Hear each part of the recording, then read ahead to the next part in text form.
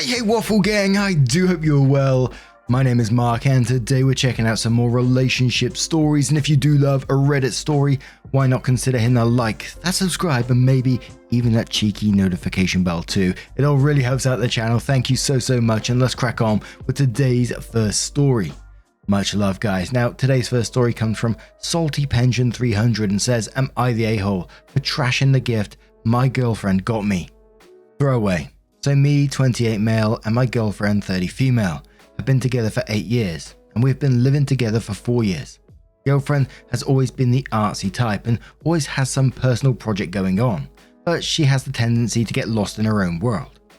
We celebrated my birthday last weekend, and she ended up getting me a pencil lengthener. I don't use pencils, and the lengthener in question didn't even fit your typical number 2. It was purely for colored pencils. I also don't color. When she asked me if I liked it, I just quietly walked outside our home and tossed it in the trash. She was understandably upset and called me an arsehole for doing that, claiming that I could have at least tried it. Here's the thing, she's been doing things like this ever since we started living together. She has been gifting me things that she likes and ultimately ends up using them. For example, last year she got a pack of Sailor Moon stickers. I don't watch Sailor Moon and she ended up using them all. She also gifted me a jewelry box one time. I don't wear jewelry, so guess who's been using it all this time? First world problems at its finest. So it's been a few days and she's still upset and has even got both of our parents to berate me for trashing the gift. She even admitted she knew I would hate it and was planning on using it after I calmed down in a few days.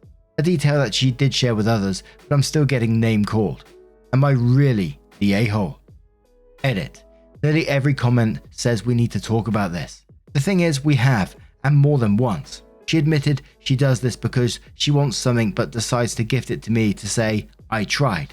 I asked if I gave her a wish list, would that help, and she said that she would never look at it, and well, she didn't when I made and sent one to her. She on the other hand does have a wish list which I do get her stuff from, and some of that stuff is actually expensive.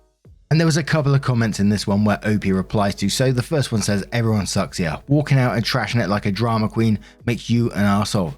She's also an arse for giving you stuff that she knows you won't use. You're meant to talk about your feelings and about your expectations, not act like you acted here. OP says, I wouldn't say I'm a drama queen. I didn't yell, scream or anything. I just had a disappointed look on my face and she pieced together what I had done. I literally didn't say anything during the ordeal. Next comment says, everyone sucks, but you should directly talk to her about this way beforehand if it's something you say she does constantly. OP says, actually I have. We've had many talks about this. She does this on purpose because she wants a certain something and decides to gift it to me so she can say I tried. I offered to give her a wish list, but she literally said she'd never look at it, and she did indeed not look at it. Another comment says, everyone sucks here. I have to ask, do you ever get her gifts? OP says, yes I do. Actually go over the top with her gifts. She wanted a Nintendo Switch and I got her a Switch and she legit played it till she got carpal tunnel. Still uses the cast once in a while. Another commenter says, do you tell her about anything you may like or does she have to figure it out? OP says, I sent her a wish list which she never bothered to look at. Boggy Radish says, not the a-hole, seriously, she is buying you gifts for herself. She makes a habit of this. Have you turned it around on her yet? For the next gift you give her, get her something you really want and she won't want. When she gets pissed about that, explain that you thought that was how your relationship worked. Then she buys things she wants when you get a gift. Natural Rose says, not the a-hole. OP, I really think you need to rethink this relationship and then run. Your girlfriend openly admits she deliberately gifts you things she knows you hate and ultimately will use herself, and her wish list has expensive stuff. She couldn't care less about your feelings or you. You've already talked about this and she still does this. Forget rethinking this relationship, just run. Edit, yes, trashing the gift was extreme and in other circumstances an a-hole move, but considering her actions, I give that a pass. I just find it really strange that, it's one thing to give a gift to someone and then, maybe you're expecting it back. It's still an arsehole move, but to openly admit to this as well? What the hell? But Crazy says, I appreciate you think this is not a first world problem to be concerned over, but I feel you are failing to see the bigger picture. This is not about presents, it's about mutual respect. I'm afraid for you, she has none. One, she admitted that she purposely buys presents for herself and not you for your special occasions, yet she expects you to buy her presents she wants. Where is the mutual respect and affection? 2, you have sent her a wish list and she has told you that she hasn't and won't look at it. Tells me she doesn't give a crap what you want. It's all me, me, me, me, me. 3, she told both your parents you trashed the gift she bought for herself, for you, and got them to berate you. Seriously, she knew she bought it for herself, but still tried to turn everyone against you. Only you can decide if you're happy being used as a wallet/doormat. Just curious, has your girlfriend ever been assessed for narcissistic personality disorder? OP then updates the post and says, I was not expecting this much attention. I want to thank everyone for commenting and giving advice. Sorry I couldn't get to you all. I wasn't expecting to make an update, but there's been a development. Before that, I want to address a few things. Many commenters said that my girlfriend is a narcissist or has some personality disorder. Probably should have mentioned this before, but she has ADHD, which she is medicated for, so she has always been pretty scatterbrained. However, it did get noticeably worse when we moved in together, such as blowing plans because she either forgot completely or forgot the part where we agreed on them, or completely forgetting to do errands or chores because she is so invested in something, usually an art project. There was one comment that resonated with me that said that I must have been conditioned to accept this kind of behavior. That is accurate. My parents always instilled into me to be grateful and happy for getting anything at all because they got nothing when they were younger. If I got a sack of shit as a gift, I was expected to dance like a happy prospector, if this at all explains my tolerance/doormat behavior. The update. Despite using a throwaway, my girlfriend still found the post. She was very miffed by the responses and tried to vent to her friends, but they weren't on her side. She then decided to show the post to her and my siblings. They wanted to know if it was true. When I confirmed, they all yelled at her and they got our respective parents calm down and to stop talking about it. She came to me over the weekend and after talking about it, since then we kind of worked over several things. She recognized that she really did screw up and as an apology, she gave me this cool dragon diffuser. I've been wanting for a while and a box of all the stuff I was gifted, telling me I may do whatever I please with them. She's also open to not receiving gifts for the next couple of special occasions, which I will be doing. So when it came down to her selfish gift giving, apparently what she meant by I tried was her forgetting about these occasions up until the last minute and not wanting to admit it. She hastily gets them off Amazon from whatever shows up first on her homepage and just hopes I like them enough to not say anything negatively and uses them when I won't. She refused to look at my wish list because gifts should be a surprise, but when I brought up her list, she had no answer. She said she'd look at mine from now on. I don't think this is a deal breaker, but it does need to end, and well, most of you were right. There were other issues. We have agreed to therapy, singles and couples which she will pay for. This may not be what you was expecting, but I think it's a good start. And there was a lot of comments below this particular post saying this is not a scatterbrain thing, this is just a selfish behavior thing. But what do you guys make of this situation? How do you think it's going to go? Let me know your thoughts down in the comments below, and let's move on to another story. And our next story comes from Supermoon Inflation, who says, am I the a-hole for removing my wife's wrist privileges? And it does come with an update as well. Sorry for this random throwaway. I'm 36 male and she is 34 female. The honest core of this question is that I am super anti-notification. I know I sound like a boomer, but I got sick of knowing that Aunt Maple commented on my Insta post years ago. I will open the app if I want to know that. I do not need to know about Aunt Maple's comment until the second I seek out that information. However, I appreciated the health and activity features on the Apple Watch, so I got one for myself and I tediously curated the information delivered to me on my wrist. Notifications are even worse on the watch because I can't exactly just flip the watch over and ignore it. My wife, whom I love very much, wanted to make sure she could get a hold of me, so we use a chat app that allows notifications. The rules were very clear when I switched to this app. She can text me once and I'll answer at my earliest convenience. I will always know it's her texting because she is the only person who has access to my wrist notifications. Any more than one text means emergency. She has run afoul of that rule many times, as you can guess. She says she very literally cannot stop herself when she gets excited and that she's not neurotypical like me, so I can't understand. And she's right. I don't understand what it's like to have ADHD, but I do know what my boundaries are with my wrist buzzing while I'm at work. Last week, she sent me like 4 consecutive texts because she found out that her coworker, who I don't know and frankly do not care about, had gotten a DUI while he was in college years ago. So that night I sat down with her and said I was not going to do the wrist notifications anymore, and that I'd regularly check my phone for messages from her. She was kind of vaguely mad about it for a week, but yesterday I finally just confronted her about it, and she said she thought I was being disrespectful of her limitations, and that everyone gets used to notifications eventually. I said it had been 3 months and I was still not used to it, and she said I should not give it more time. Here's where I might have been the arsehole.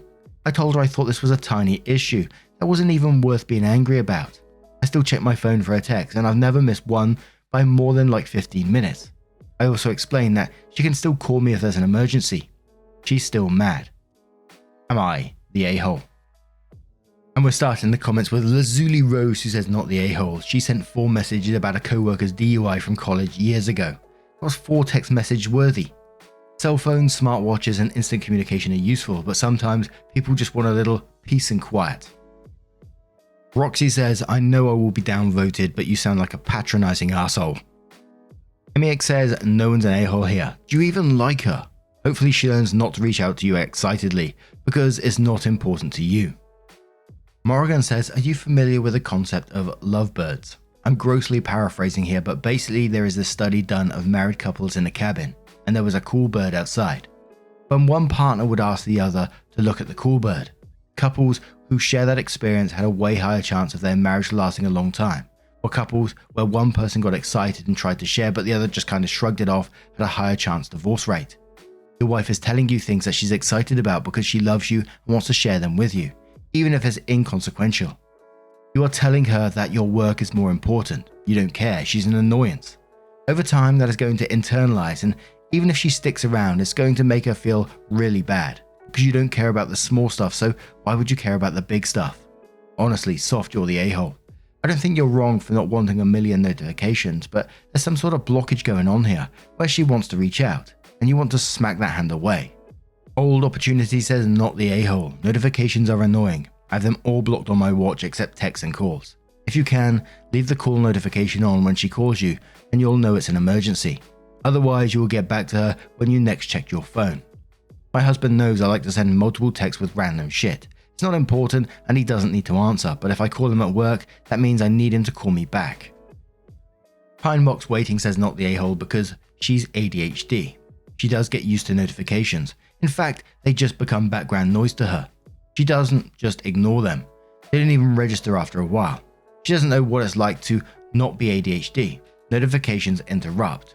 She couldn't respect your limits on the app, and that made the app detract from your life and relationship rather than enhance it. No reason to keep it. And one more comment from Katie, who says, bruh.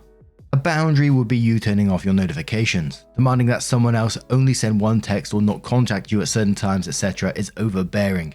This is your problem. You need to solve it so you're comfortable. I can't imagine the logic of getting an Apple Watch if you literally can't stand being notified of things. Just take the damn thing off. No one's an a-hole here. Opie then edits the post and says, okay, she got home and I just had a short but really helpful conversation with her. She said that she didn't really want to buzz me all the time, but she felt really special that she was the only person who allowed to text me on the watch. She was sad that we lost little intimate connection. And that makes total sense, and we both committed to finding a good solution that makes us both happy. Really sorry that I dragged so many people into this. It was a small thing that could have been solved by both of us being super vulnerable and honest with each other. Then OP updates the post and says, I wanted to update this to share some things I learned while we resolved this problem. Obviously it ended up fine. It was a small problem that bubbled over, not a real issue. For people out there with ADHD partners, especially guys with ADHD girlfriends and wives, I learned 2 things that could help you in the future. 1. Rejection sensitivity is a common symptom of ADHD, especially in women. It stings extra when someone tells you no. That's why I got a big reaction from my wife. I didn't feel like I was rejecting her, only setting a boundary, but she felt differently and her feelings mattered to me. 2. Lots of people with ADHD have been told their entire lives that they are too much and that they should take it down a notch. This is true of my wife, who has a very big personality. Hearing me ask her to control her wrist buzzers seemed a lot to her, like I was telling her to be smaller, to shut up. These two things combined created hard feelings on her end. There was always going to be some conflict when I set that boundary, but I could have been more sensitive, and she could have been more communicative and understanding. These are the trials of marriage. There was a little speed bump and we got over it, thanks to all the commenters. ETA, this was the solution. Honestly, it is so dumb simple. We moved the Us app, Google Chat, to her second screen and moved the app we use with everyone, Signal, to her home screen. She can still access my wrist, but she has to think about it for an extra quarter second. It solved 100% of the problem. Now I'm gonna turn this one to you guys. What do you guys make of this situation? Let me know your thoughts down in the comments below. Let's move on to another story, which comes from What Kind Of, who says, am I the a-hole for falsely accusing a veteran of stolen valor when she couldn't give any details about her service? I, 34 male, served as a captain in the Marine Corps. I left the service and right now I'm doing an MBA. One of my classmates, 31 female, who we'll call Jay, is very gentle, very soft-spoken and unassuming. Jay and I were working together on a case study once. I started opening up to her about my military service and all the lessons that I've learned from the corps. Jay enthusiastically told me, that's so cool, I was a surface warfare officer in the Navy. I immediately felt suspicious about this claim. As I said, Jay is very demure and she doesn't really have the bravado that is required in the military environment. At least, I feel like a certain amount of bravado is required. I still humoured her and began asking about the details of her military experience. Where she deployed, what courses she went through, what ships she served on, etc, etc. Suddenly Jay got all tight-lipped and she couldn't say anything specific about military life. She kept making excuses along the lines of, it just wasn't a good period of my life and I'd rather not talk about it.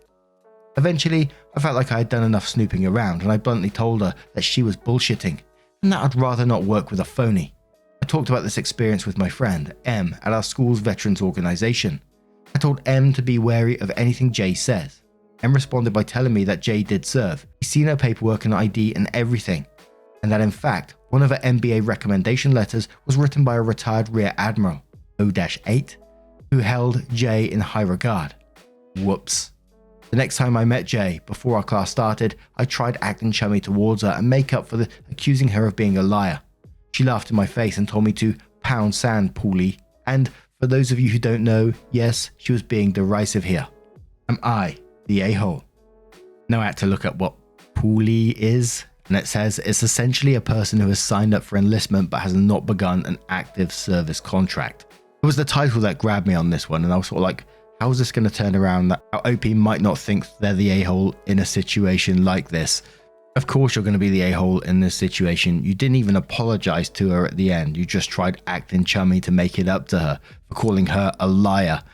And also trying to force information out of someone who said it just wasn't a good period of my life and I'd rather not talk about it absolutely makes you the asshole.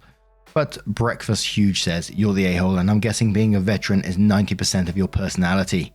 Tube Sweater Guru says, in quotes, I immediately felt suspicious about this claim. As I said, Jay is very demure and she doesn't really have the bravado that is required in the military environment. At least I feel like a certain amount of bravado is required.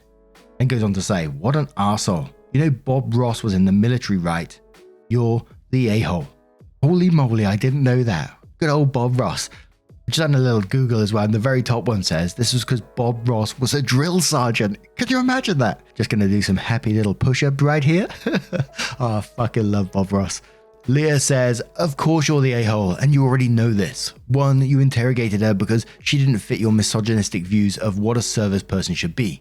2, she literally said there was a bad time in her life, and you tried to force it. 100% asshole. Wise says, you're the a-hole. Women's veterans and active duty get accused of this shit all the time. I've seen clips of women getting accosted by men because they don't believe them. You didn't think that she had PTSD or didn't want to entertain you, or maybe she's shy. Instead of just humouring her, which is still shitty, you went and gossiped about her. You just added to that. One of my nephews has a mother who is a combat veteran. Did her tours of service for years in the Middle East. She's extremely soft-spoken, shy, and turns red as a beet over the silliest things. You can't judge people based off of bravado. No introduction says former veteran service officer here. A lot of women who served in the military are sexually assaulted and don't want to talk about certain aspects of their time in the service. Also, veterans are people who have widely varying personalities outside the military. You're the a-hole. Kirst says you're the a-hole. You're the a-hole for suspecting her based on your perception of her demeanor, for pushing it when she said she didn't want to talk about it, for telling other people she's a liar, and for trying to act chummy and make up for accusing her. And what you should have done was apologize profusely and admit your wrongdoing. You should be ashamed. You even have to ask if you're an arsehole. And again, that's kind of what I don't understand in this post. How can you write that all out and sit there and think, how am I going to be not the a-hole in this situation? How is that going to be turned around in that way? I just don't get how you can think like that. But what do you guys make of this situation? Let me know your thoughts down in the comments below. Now, just a huge thank you from the bottom of my heart for spending your time with me today. Getting involved in the stories, your love, your support, your time always means the absolute world to me. So thank you so, so much. And hopefully I'll see you in the next one. Take care and much love.